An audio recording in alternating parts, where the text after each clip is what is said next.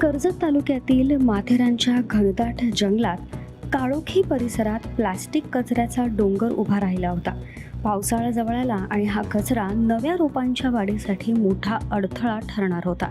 मात्र इथे पुढे आले पर्यावरणप्रेमी राकेश कोकळे आणि त्यांचे सहकारी. मोठ्या प्रमाणात प्लास्टिक कचरा त्यांनी जंगलातून बाहेर काढला. गेली काही वर्ष हे तरुण प्लास्टिक मुक्त माथेरान या ध्येयानं काम करतायत, कारण त्यांना ठाऊक आहे पर्यावरण वाचलं तरच पर्यटन वाचेल.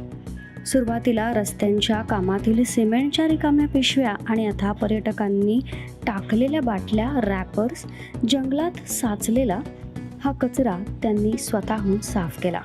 मिनी ट्रेन ट्रॅक जवळील काळोखी भागात हजारो प्लास्टिकच्या वस्तू विखुरलेल्या होत्या.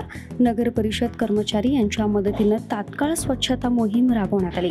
वेळेत केलेल्या या मोहिमेमुळे पावसाळ्यात हा कचरा वाहून जाऊन होणारं मोठं नुकसान टळलं. आता गरज आहे कचरा कुंड्या बसवण्याची, आकर्षक स्वच्छता संदेश देण्याची आणि जनजागृती वाढवण्याची. या मोहिमेत गटनेते शिवाजी शिंदे आणि स्वच्छता विभागाचंही सहकार्य लाभलं.